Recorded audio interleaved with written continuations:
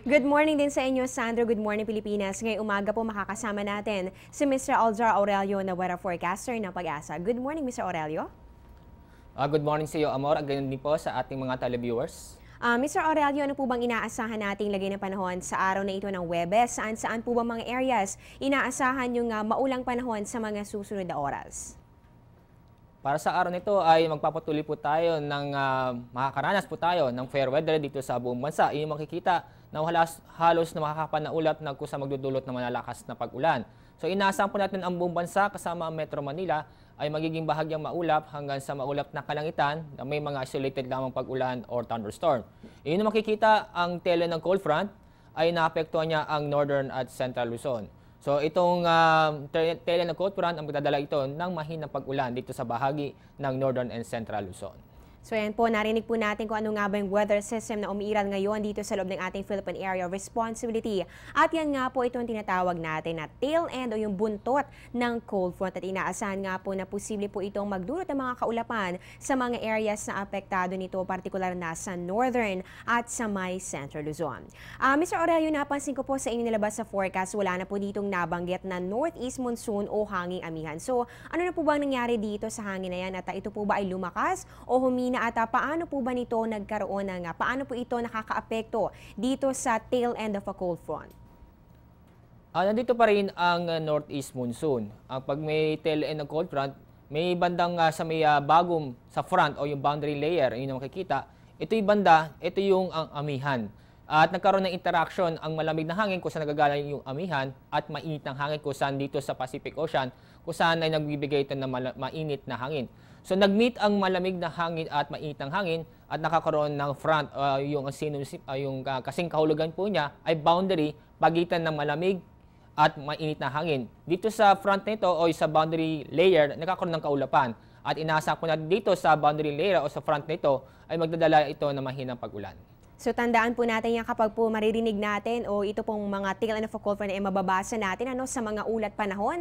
Yan nga po yung boundary o yung pag-meet o pagsasalubong nga po ng isang mainit at isang malamig na hangin na posible pong magkaroon ng mga cloud development. Kaya po syempre doon sa mga apektadong lugar ay maghanda po kayo at mag-monitor sa lagay ng inyong panahon kung kayo po ay makakaranas nga ba ng maulang panahon sa mga susunod na oras. At Mr. Aurelio, nitong mga nakalipas sa araw nga po medyo naging ligtas naman para sa ating mga kababayang mangingisda. Itong pamamalaot dahil nga po hindi po kayo naglabas ng gale warning. Pero sa araw na ito po ba, meron po ba kayong inilabas sa gale warning at saan-saan po ba ito?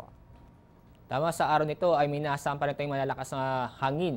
Dahil itong amihan ay inaasahan po natin na mabababa at maapektuhan ang malaking bahagi ng Luzon. Kaya sa araw nito, nag-issue po tayo ng gale warning kung saan ang buong seaboards ng Luzon ay makakaranas po ng malakas na hangin kung saan ang mga seaboards nito ay maapektuhan at inaasahan po natin taas ng alon ay mula 3.4 hanggang 4.5 meters.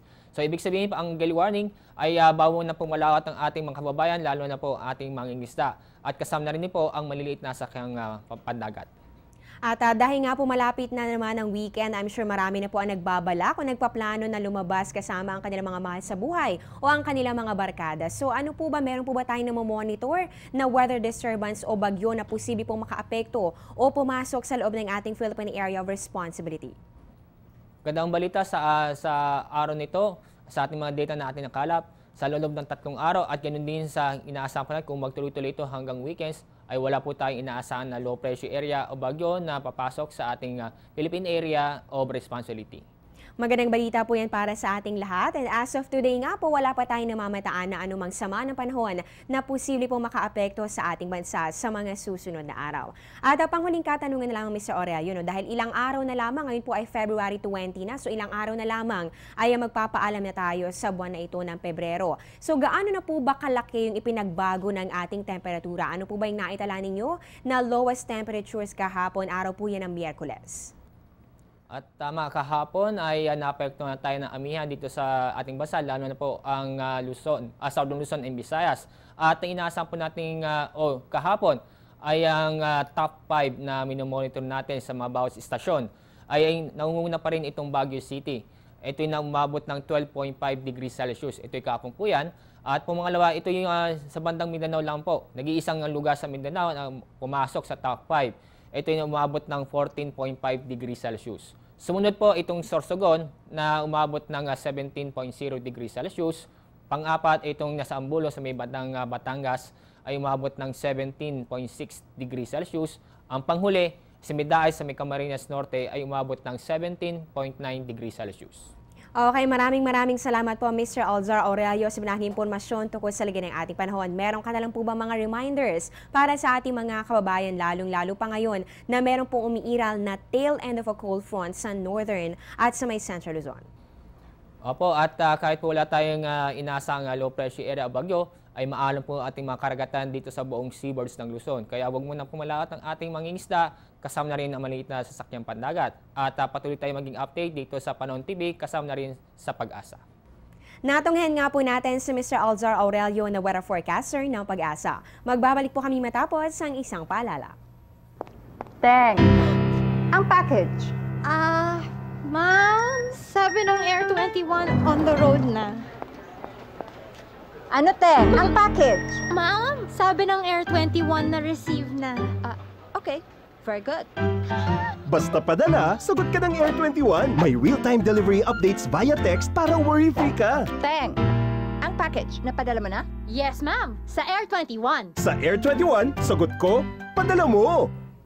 At yan po muna ang latest mula dito sa Pag-asa. Abangan niyo po ang susunod na update ng ating kasamang si Weatherman Harry Bayona. Mamaya po yan sa GMB Balita. Nakasama niyo po ang inyong weather lover Amor La Rosa na nagsasabing ang taong handa at mainahon, kayang lagpasan ang hamon ng panahon. Good morning, back to studio.